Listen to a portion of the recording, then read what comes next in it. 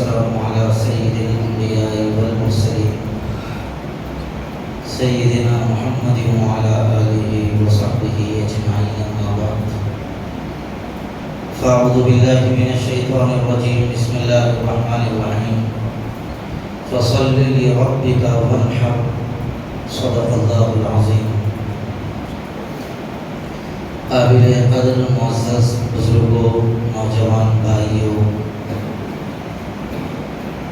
حج کے ایام بھی شروع ہونے والے ہیں اور قربانی کے دن بھی آنے والے ہیں، اور یہ دونوں بڑے محترم اور معظم ترین ایام ہیں.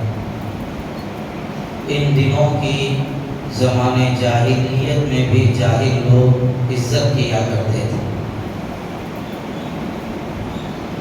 اللہ تبارک و تعالیٰ نے ان دنوں کے اندر دو بڑی عبادتیں رکھی ہیں، لہذا جن لوگوں کو حج کرنے کی استطاعت ہے ان لوگوں کو حج کرنا چاہیے، اور جن لوگوں کو قربانی کرنے کی طاقت ہے ان لوگوں کو قربانی بھی کر لینا چاہیے. قربانی بہت محبوب اور پسندیدہ عمل ہے اللہ تبارک و تعالیٰ، بلکہ اللہ کے رسول سرکار دو عالم حضرت سیدنا محمد رسول اللہ صلی اللہ علیہ وسلم نے تو یہاں تک فرمایا، قربانی کے دنوں میں جانوروں کا خون بہانے سے زیادہ اللہ کو کوئی عمل پسند نہیں ہے. یعنی قربانی کے دنوں میں قربانی ہی ہونا چاہیے. بعض لوگوں کے ذہنوں میں اگر یہ خیال آئے کہ صاحب اتنی بڑی تعداد میں قربانیاں کر کے جانوروں کو قربان کر کے کیا فائدہ، اس سے بہتر یہ ہے کہ جانور ذبح کرو اور جو پیسے بچ رہے ہیں ان پیسوں کو کوئی ملت کے کام میں لے آؤ، یہ بات چلنے والی نہیں ہے. یہ امر تعبدی ہے، حکم الہی ہے. اللہ نے فرمایا قربانی کرو تو بس قربانی ہی کرنا ہے. اگر کوئی اس دن یہ سوچے کہ سارے لوگ قربانی کر رہے ہیں، میں 1 کروڑ روپے اللہ کے راستے میں صدقہ کروں گا، تو یاد رکھیے اس کی 10,000 کی قربانی اللہ کو پسند ہوگی. 1 کروڑ روپے صدقہ کرنا قربانی کا بدل نہیں ہو سکتا. لہذا قربانی کے ایام میں قربانی کرنا ہی افضل ہے، اور قربانی ہر صاحب نصاب پر واجب ہے. 1 بکرا پورے گھر والوں کی طرف سے کافی ہو جائے گا، یہ غلط فہمی ہے. ایسا نہیں کرنا چاہیے. بھائی جس کے اوپر قربانی واجب ہے وہ اپنی طرف سے قربانی کرے گا. پورے گھر میں سے 1 آدمی نماز پڑھ لیا تو جتنے گھر میں لوگوں کے اوپر نماز فرض ہے سب کی طرف سے ادا ہو جائے گی؟ ادا نہیں ہوگی. جس کے اوپر واجب ہے، جس کے اوپر نماز فرض ہے، اس کو اپنی نماز پڑھنا پڑے گا. گھر کے اندر 4 لوگوں کے اوپر زکوٰۃ واجب ہو گئی. اگر والد صاحب یہ بولے نہیں میں میری زکوٰۃ ادا کر لے رہا ہوں، تم لوگ کو ادا کرو، تو کیا زکوٰۃ سب کی طرف سے ادا ہو جائے گی؟ ادا نہیں ہوگی. اسی طریقے سے قربانی بھی جن لوگوں کے اوپر واجب ہے سب کی طرف سے الگ الگ قربانی کرنا ضروری ہے. 1 بکرا سب گھر والوں کی طرف سے کافی ہو جائے گا، یہ بات مناسب نہیں ہے. اس لیے اس سلسلے میں بہت زیادہ اللہ تبارک و تعالیٰ کی محبت کو سامنے رکھ کر قربانی کرنا چاہیے. اور دوسری بات یہ ہے قربانی کرے بھی تو اللہ کے واسطے کر رہے ہیں، اس کے اندر ہمارا مال بھی لگ رہا ہے تو اللہ کے لیے لگ رہا ہے. اور قربانی اگر ہم کر رہے ہیں تو ایسی صورت میں 1 سے زیادہ بھی اگر قربانی ہو رہی ہے تو یہ بدعت ہے، حرام ہے، ایسی بات بھی نہیں ہے. جب کچھ بھی نہیں ہے تو یہ غلط فہمیاں پیدا کر دینا کوئی عقل مندی کی بات بھی نہیں. اسی کے ساتھ ساتھ یہ بات بھی ذہن میں رکھیے قربانی کے صرف 3 دن ہیں. بعض لوگ اس وقت قربانی کے 4 دن کہہ رہے ہیں، یہ بات بھی درست نہیں ہے. ان لوگوں کے ذہن میں ایک بات یہ ہے جتنے ایام تشریق ہیں اتنے ایام قربانی ہیں، لہذا ایام تشریق 13 تاریخ تک ہے، لہذا 13 تاریخ تک قربانی ہونی چاہیے۔ ایسی بات صحیح نہیں ہے۔ اگر آپ تمام ایام تشریق کو ایام قربانی کہیں گے تو پھر 9 ذی الحجہ کو بھی قربانی کر لیجیے۔ 9 ذی الحجہ کو آپ قربانی نہیں کرتے، 10 سے قربانی شروع کرتے ہیں، تو پتہ یہ چلا آپ بھی اس بات کو نہیں مانتے کہ جتنے ایام تشریق ہیں اتنے ایام قربانی ہیں۔ یہ بات آپ بھی نہیں مانتے۔ جب آپ خود نہیں مانتے تو دوسروں کو کیوں بتا رہے ہیں؟ اس لیے جتنے ایام قربانی ہیں اتنے ہی دنوں میں قربانی کرنا چاہیے۔ دیکھیے ایام تشریق الگ ہیں، وہ 5 دن ہیں، ایام نحر الگ ہے، وہ صرف 3 دن ہیں، 10، 11 اور 12، یہ ایام نحر ہے۔ انہی دنوں میں قربانی جائز ہے۔ 12 کی مغرب کے بعد اگر آپ قربانی کریں گے تو آپ کی قربانی نہیں ہوگی۔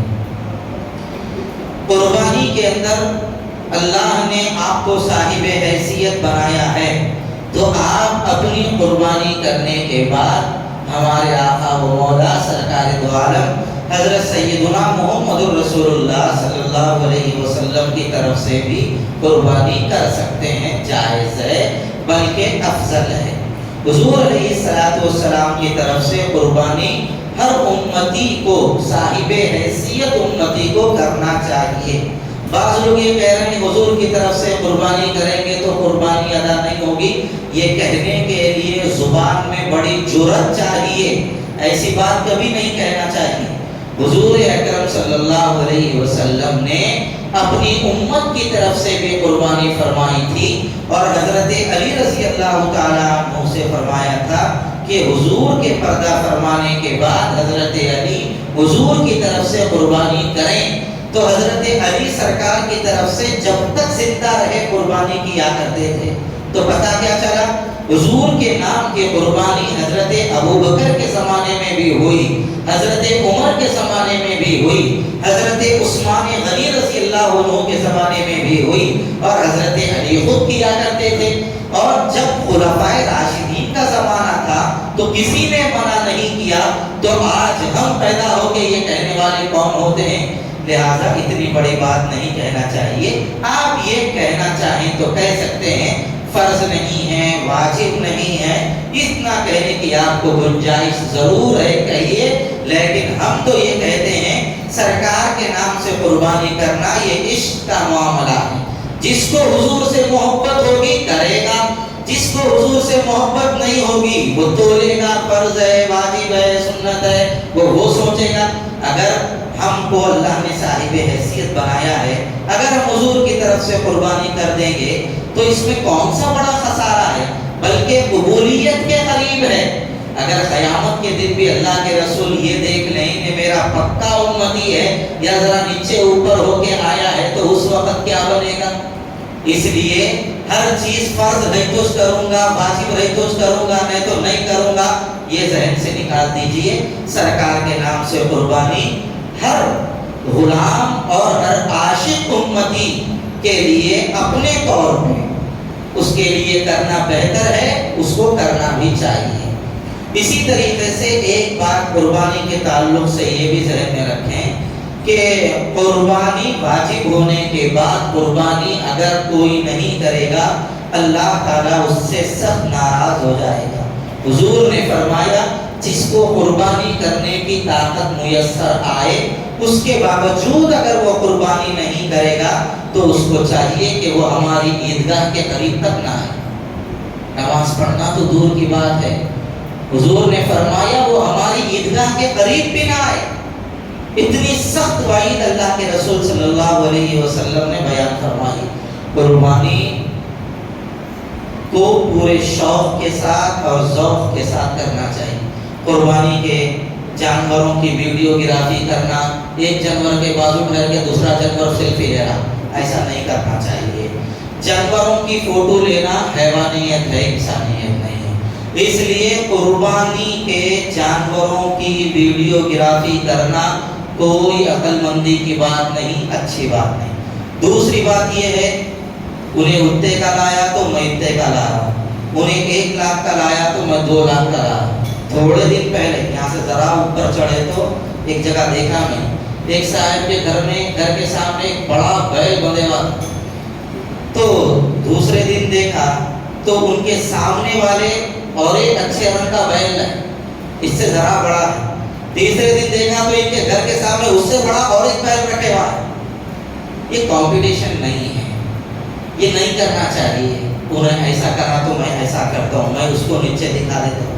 یہ ہم قربانی اللہ کے لیے کریں گے, لوگوں کو دکھانے کے لیے قربانی نہیں کریں. ایک غلط چیز ہم لوگوں میں یہ بھی آ گئی ہے کہ میں 1 لاکھ کا پاڑا لایا, میں 2 لاکھ کا پاڑا لایا. کیسا لایا؟ وہ ایسا پاڑا ہے خالی گوشت کا لنڈا ہے, چلنے آناج نہیں اس کو. پاڑا چلا تو ادھر گرتا نہیں معلوم, ادھر گرتا نہیں معلوم. ارے صاحب ویسے پاڑے کو لا کے آپ قربانی کر رہے گے تو وہ صحت مند تھوڑی بولیں گے. کوئی بہت موٹا ہے, حد سے زیادہ موٹا ہے کوئی آدمی, آپ اس کو دیکھ کے بولیں گے یہ بہت موٹا ہے, بہت صحت مند ہے بولیں گے. صحت مند ہونا الگ ہے, موٹا ہونا الگ ہے. اتنا بڑا پاڑا ہے, انہیں چل رہا تو ادھر گر رہا ادھر گر رہا, انہیں آپ کو جو ہے نا پلسرات پہ لے کے کیا جائے گا, اس کو چلنا بھاری ہو گیا. صرف لوگوں کو دکھانے کے لیے میں اتنا بڑا پاڑا لایا. ایسا مت کیجیے. اس کے بدلے میں آپ 35,000 کے 40,000 کے 3 پاڑے لا سکتے تھے. اس کے اندر کتنا بھی بڑا نہ ہوا, 5 لاکھ کا بھی اگر آپ پاڑا لا لیے ہیں, 7 لوگوں کی قربانی ہوتی, اس سے بڑھ کے نہیں ہوتی. ارے اس کے اندر 10 کنٹل گوشت نکلتا, 10 نکلے تو 20 نکلے تو قربانی صرف 7 لوگوں کی ہوگی, اس سے بڑھ کے نہیں ہوگی. اس کے بدل آپ جو ہے نا چھڑیرا پاڑا لے.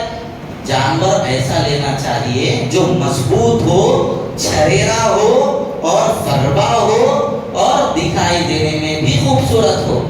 حدیث میں ہے جس جانور کی آدمی قربانی کرے گا وہ جانور کے اوپر وہ سوار ہوگا اور پلسرات پہ سے لے کے اس کو گزرے گا. اس لیے مضبوط چھڑیرا جانور لائیے, تیز دوڑنے والا جانور لائیے, چاہے کم قیمت کا کیوں نہ ہو لیکن بے عیب ہو, خوبصورت ہو اور مضبوط ہو, چھڑیرا ہو. ایسا جانور قربانی کے اندر محبوب ہے. لوگوں کو دکھانے کے لیے صاحب ایسا موٹے موٹے موٹے اٹھا کے لا لے رہے ہیں, وہ ڈیری میں کے بھینسوں کے ویسے جانور, وہ جانور اللہ تعالیٰ کو پسند نہیں ہے. اس لیے جانور اچھا خریدیے, خوبصورت خریدیے, چھڑیرا خریدیے, تندرست خریدیے. اسی طریقے سے قربانی جب آپ کریں تو قربانی خالصتاً اللہ کی رضا کے لیے کیجیے. اللہ کے علاوہ دوسروں کو دکھانے کے لیے قربانی مت کیجیے. قربانی کے عید کے دن جلدی نماز پڑھیے. سب سے افضل عمل جلدی نماز پڑھنا, جلدی جا کے قربانی کر لینا, یہ سب سے افضل ہے. اس لیے بہتر ہے عیدگاہوں میں پڑھیں. عیدگاہ میں نہیں پڑھ سکتے تو پھر ایسی صورت کے اندر جامع مسجد کے اندر نماز پڑھیے. جہاں جلدی نماز ہوتی ہو جامع مسجدوں میں, وہاں پر نماز پڑھیے. جتنا جلدی ہماری قربانی ہو جائے اتنا جلدی ہم قربانی کرنے کی کوشش کریں. اسی کے ساتھ ساتھ جو قربانی کے جانور بیچنے والے لوگ ہیں ان سے ہماری خواہش یہ ہے اللہ کے واسطے لوٹو نہ کو, نفع کماؤ. جانور کے پیچھے آپ نفع کمائیے, نفع کمانا جائز ہے. لوٹنا اچھی چیز نہیں ہے. جانور لائے آپ 20,000 روپے کا بیچ رہے ہیں 50,000 روپے میں, یہ اچھی بات نہیں ہے. اس لیے جانور کے پیچھے لوٹنا نہیں چاہیے, نفع کمانا چاہیے. نفع بدن کو لگتا ہے, جو لوٹا جاتا ہے وہ لٹ جاتا ہے. اس لیے لوٹنا نہیں چاہیے, نفع کمائیں. قریشیوں سے بھی ہماری خواہش ہے, کاٹنے کے واسطے من مانی قیمتیں بولتے ہیں. حیرت کی بات یہ 10-10 ہزار مانگ رہے جانور کاٹنے کے واسطے, یہ غلط چیز ہے. لوگوں کی جو ہے نا مجبوری کا یا لوگوں کی عبادت کی جلدی کا غلط فائدہ نہیں اٹھانا چاہیے. ہو سکتا ہے انشاءاللہ بلکہ ہوگا جمعرات کو عید ہو جائے گی تو ہم لوگوں کو چاہیے چہارشنبے کے دن فجر کی نماز سے تکبیر تشریق کا اہتمام کریں. 9 ذی الحجہ سے لے کے 13 ذی الحجہ کی اثر تک تکبیر تشریق کا اہتمام کریں. 9 ذی الحجہ کو یوم عرفہ کہا جاتا ہے. عرفے کے روزے کی بھی بڑی اہمیت ہے, لہذا عرفے کا روزہ رکھنا چاہیے. عرفے کا روزہ 2 سال کے گناہوں کا کفارہ ہو جاتا ہے. ایک سال پہلے کے گناہ اور ایک سال بعد کے گناہ، 2 سال کے گناہوں کا کفارہ 1 عرفے کا روزہ ہے۔ اس لیے چہارشنبے کا جو دن ہے اس دن روزہ رکھنے کا ہم اہتمام کریں، اور اس سے پہلے بھی ہم روزے رکھ سکتے ہیں۔ یہ جو دن چل رہے ہیں، ایک دن روزہ رکھنے کا ثواب 1 سال روزہ رکھنے کے برابر ہے۔ اور یہ جو راتیں ہیں، ان راتوں میں عبادت کرنے کا ثواب لیلۃ القدر میں عبادت کرنے کے برابر اللہ عطا فرماتے ہیں۔ اس لیے ان راتوں میں پوری عبادت کریں، یا آخری درجے میں 2 رکعت ہی صحیح ضرور صلاۃ التوبہ یا نفل پڑھنے کا اہتمام کریں۔ اس موقع پر آپ حضرات کے سامنے 3 گزارشات کرنی۔ پہلی گزارش آپ حضرات سے وہی ہے جو گزشتہ جمعے میں بھی ہم نے کی تھی۔ جن نوجوان بچوں کا ووٹر آئی ڈی میں نام ابھی تک نہیں ہے، وہ نوجوان ہمارے ووٹر آئی ڈی بنوا لیں، اور ووٹ ڈالنے کی اہلیت کے لیے جو آئی ڈی بنتی ہے وہ آئی ڈی بنوا لیں، اس میں کوتاہی بالکل نہ کریں۔ دوسری گزارش اس موقع پر یہ عرض کرنی ہے، نوجوان بچوں سے بالخصوص، جوانی اپنے لیے ہے، دوسروں کے لیے نہیں ہے۔ جوانی کا غلط استعمال مت کیجیے، جوانی کے نشے میں چور مت ہوئیے، ہرگز لوگوں کو مت بتائیے کہ میں بھی جوان۔ ہمارے نوجوان پھگٹ اڑ رہے ہیں، اتنا اڑ رہے ہیں جس کی کوئی انتہا نہیں۔ توے پہ تل ڈالے، نیچے سے آگ لگے تو تل کیسا اچھلتی، ہمارے نوجوان ایسا اچھل رہے ہیں۔ میری باتیں آپ کو کڑوی لگ رہی ہیں، مجھے کوئی فرق نہیں پڑتا، لیکن میں سچ بول رہا ہوں۔ اگر آپ اپنے آپ کو قابو میں نہیں رکھیں گے، حالات بہت خراب ہوں گے، آپ کے اوپر حالات خراب آئیں گے، دوسروں کا کچھ نہیں بگڑے گا۔ انہیں ذرا کھول کے دیکھ لیا، کہیں وہ دیکھا ہے ان کے شروع ہو جا رہے ہیں، اس کو پتہ نہیں کیسی کیسی گالیاں دے رہے ہیں، اس کے آنگن پہ جا رہے ہیں۔ اللہ کے واسطے ایسا مت کرو، یہ چیز صحیح نہیں ہے۔ ہمارے محلے میں 1 کلومیٹر کے اندر کے فاصلے میں بیک وقت دن دھاڑے 2 قتل ہو گئے۔ کوئی معمولی بات ہے قتل ہونا؟ لوگوں کے نزدیک تو انسانی جانوں کی کوئی حیثیت نہیں رہی۔ مرغیوں کو کاٹنے سے زیادہ انسانوں کو مارنا آسان ہو گیا۔ اور یہ جو نوجوان پھگٹ اڑ رہے ہیں، میں ان سے کہہ رہا ہوں اللہ کے واسطے مت اڑو، 1 گھنٹے میں تمہارا کام خراب ہو جاتا ہے۔ 1 گھنٹے نہیں ہے، ہوا نہیں ہوا، 1 گھنٹے ڈالتے ہی برخاست۔ اللہ کے واسطے کسی کے جان لینے کے در پہ مت ہوئیے، تمہارا بھی حشر برا ہوگا۔ قتل آپ اگر کسی کا کریں گے، آپ کا بھی قتل ہونا یقینی ہے۔ اور یاد رکھیے، قاتل کبھی سکون سے نہیں رہ سکتا۔ قاتل کے سامنے اگر سونے کا بھی نوالہ رکھا جائے، اس کا نوالہ حلق کے نیچے نہیں اترے گا، اس کو ہمیشہ یہی ڈر رہے گا کون پیچھے سے آ رہا کہ کون میرے کو مار دیتا ہے۔ ہمیشہ وہ بے چینی میں رہے گا، کبھی اس کو سکون نہیں آ سکتا۔ اس لیے اپنی نوجوان اولاد کو، اپنے نوجوان بھائیوں کو اور اپنے نوجوان دوستوں کو قابو میں رکھیے۔ ہم جانور نہیں ہیں، ایک جانور دوسرے جانور کو سے مارا تو دوسرا جانور آ کے اس کو مارتا، یہ تو جانوروں کی صفت ہے۔ انسان کا دل بڑا ہوتا ہے، اگر تھوڑی بہت کسی سے انبن ہو جائے، مسئلے کو وہیں پہ رفع دفع کر لو، پالو مت مسئلوں کو، بڑا مت بناؤ مسئلوں کو۔ میرے بھائی کو کسی نے مار دیا، ہاں دیکھو کیسا مارا ہوگا، میں رہتے ہوئے دیکھو مارتا، بلا دوستوں کو فورا کر رہے ہیں، بلا رہے ہیں، جا رہے ہیں، اس کو مار دی۔ انہیں کیا مار کھا کے پھر خاموش بیٹھتا، انہیں بھی بتانا۔ اس لیے یہ سلسلہ چلے گا، یہ سلسلہ چلے گا، پھر اس کا اثر نسلوں میں آئے گا۔ زمانے جاہلیت کے اندر یہی ہوتا تھا، زمانہ پھر پلٹ کے جاہلیت کی طرف آ رہا ہے، اور اس کی بنیادی وجہ دین سے دوری، بنیادی وجہ دین سے دوری۔ جن 2 لوگوں کا قتل ہوا، دل پہ ہاتھ رکھ کے بتاؤ کیا یہ میری بات غلط ہے؟ ان کی قتل ہونے کی بنیادی وجہ دین سے دوری۔ اگر یہ دین سے قریب ہوتے تو ایسی حرکت نہ یہ خود کرتے نہ ان کے ساتھ کوئی حرکت کی جاتی. میں ان کے قتل کے اوپر کوئی تبصرہ نہیں کر رہا ہوں. میں آپ سے یہ کہہ رہا ہوں جو ہوا بہت برا ہوا. ہر انسان کے خون کی اہمیت ہے. کسی کا بھی قتل ہوتا ہے ساری انسانیت کو تڑپنے کی ضرورت ہے. آج کل اتنا آسان ہو گیا ہتھیار رکھنا. دعوتوں میں آئے فنکشن ہالوں میں قتل کر رہے. ارے یہ کیا بات ہے بھائی؟ انسان ہے, انسانی حدوں سے گزر رہے ہیں. خسابہ بن جاؤ, دل کھول کے قتل کرو, کوئی روکنے والا نہیں ہے. ایک انسان کو قتل کرنا دنیا کی ساری انسانیت کو قتل کرنے کے برابر ہے. اللہ نے قرآن میں فرمایا ہے. اس لیے اگر کوئی ایسی غلط حرکتوں میں ملوث ہے توبہ کرو. یقین آئے میرے ساتھ چلو, پی ایس بازو ہے, میں بتاؤں گا. ہمارے محلے کے 16 سال کا نوجوان ہے, روڈی شپ کھلی ہوئی ہے. میں اندھا خطیب نہیں ہوں. آپ یہ سمجھیں گے کہ ان کو کچھ بھی نہیں معلوم. الحمدللہ میرے کو سب معلوم. میرے بھائیوں, اللہ کے واسطے اپنی جانوں کی بھی قدر کرو, دوسروں کے جانوں کی بھی قدر کرو.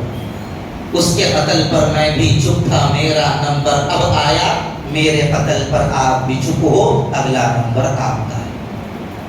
اس لیے اپنی اولاد کو صحیح تربیت دیجیے. چھوڑ دیجیے مسلکی جھگڑے. یہ جماعت کا کام ہے, وہ جماعت اسلامی کا کام ہے, وہ اہل حدیث کا کام ہے, یہ سنت الجماعت کا کام ہے.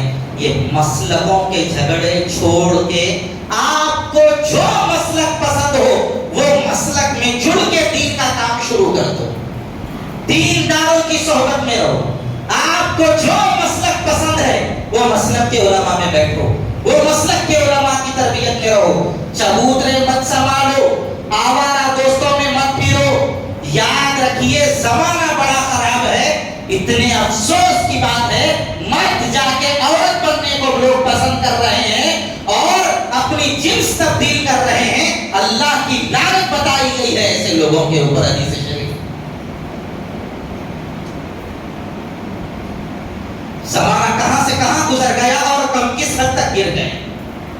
اس لیے یہ جو قتل کے واقعات روز بروز رونما ہو رہے ہیں, اللہ کے واسطے ہم بھی بچیں. اگر ہمارا کوئی دوست یا ہمارا کوئی پہچانت کا کوئی فرد اس میں ملوث ہے تو اس کو بچانے کی کوشش کریں. دوسری آپ سے گزارش یہ ہے کہ ہمارے وہ نوجوان جو اعلیٰ تعلیم حاصل کرنے کے خواہش مند ہیں, ان لوگوں کے لیے ایک بہترین موقع ایم ایس ایجوکیشن کی طرف سے. ایم ایس والوں نے ایک کام, یہ بڑا اچھا کام ان لوگوں نے یہ کیا ہے کہ جو بچے اعلیٰ تعلیم کے خواہش مند ہیں ان کے لیے آئی ایس اور آئی پی ایس کی ٹریننگ مفت کر رکھی ہے. ان لوگوں نے ایک انٹرنس ایگزام رکھا ہے اس کا 16 جولائی کو, اور اس کے لیے آپ کو کیا کرنا ہے, ایم ایس کی سائٹ پہ جا کے لاگ ان کرنا ہے. وہاں سے آپ تفصیلات معلوم کر لیجئے وہ کس چیز کا ایگزام لینے والے ہیں. اگر آپ ان کے انٹرنس ایگزام میں کامیاب ہو گئے تو پھر ایسی صورت میں آپ لوگوں کو, وہ نوجوان بچوں کو جو اعلیٰ تعلیم کے خواہش مند ہیں, آئی ایس اور آئی پی ایس کی مفت کوچنگ دیں گے. بلکہ ان کے لیے رہنا فری, کھانا فری, تعلیم کا بھی 1 روپیہ نہیں لیں گے. ایسا قدم ہر کالج والوں کو اٹھانا چاہیے.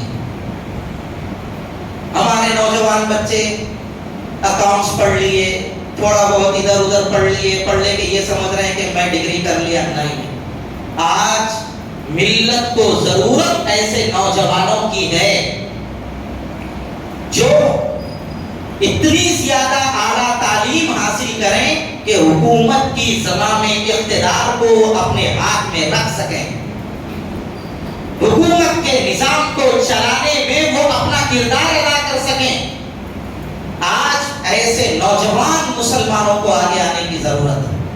ہمارا محلہ, بلکہ آپ جائزہ لے لیجئے, اتنے قدیم محلے ہمارے یہ ہیں, اور ہمارا محلہ آباد ہو کے درجے میں 60 سال تو ہو گیا ہوگا. ان 60 سالوں میں ایک بچہ بھی IAS نہیں ہے ہمارے محلے میں، ایک بچہ بھی IPS نہیں ہے۔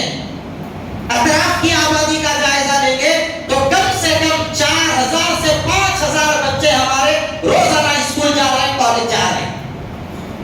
اتنی بڑی تعداد میں 40 سال سے لوگ یہاں پر پڑھ رہے ہیں، ایک بھی IAS نہیں بنا، ایک بھی IPS نہیں بنا۔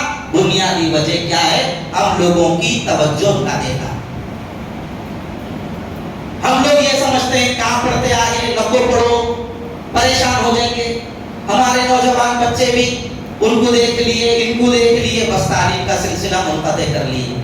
بابا میکانک ہے تو یہ بھی میکانک بننے تیار ہو گئے، بابا کی دکان ہے تو یہ بھی دکان پہ بیٹھنے تیار ہو گئے۔ پھر آپ نے 10 سال 14 سال کیوں پڑھا؟ نہیں پڑھنا چاہیے تھا آپ کو۔ اس لیے میرے بھائیوں، یہ MS کی طرف سے بہت اچھا موقع ہے، آپ اس کی سائٹ پر جائیے، اور یا آپ MS کے کسی بھی کالج میں جائیے، وہاں پر جو ہے نا ریسپشن پہ آپ ساری تفصیلات لیجئے اور لے کے فوری اس کو پر کیجئے، اور آپ ایگزام لکھنے کے لیے تیار ہو جائیے، اور تیار ہو کر ایگزام لکھیے۔ اگر آپ انٹرنس میں پاس ہو جاتے ہیں تو آپ کو IAS اور IPS کی مفت کوچنگ یہ لوگ دے رہے ہیں۔ بڑا اچھا موقع ہے۔ ہمارے نوجوان بچوں سے ہماری خواہش ہے اس میں ضرور حصہ لیں گے انشاءاللہ۔ اپنے بچوں کو بھی، اپنے دوست و احباب میں، اپنے پڑوسیوں میں اگر کوئی بچے ہیں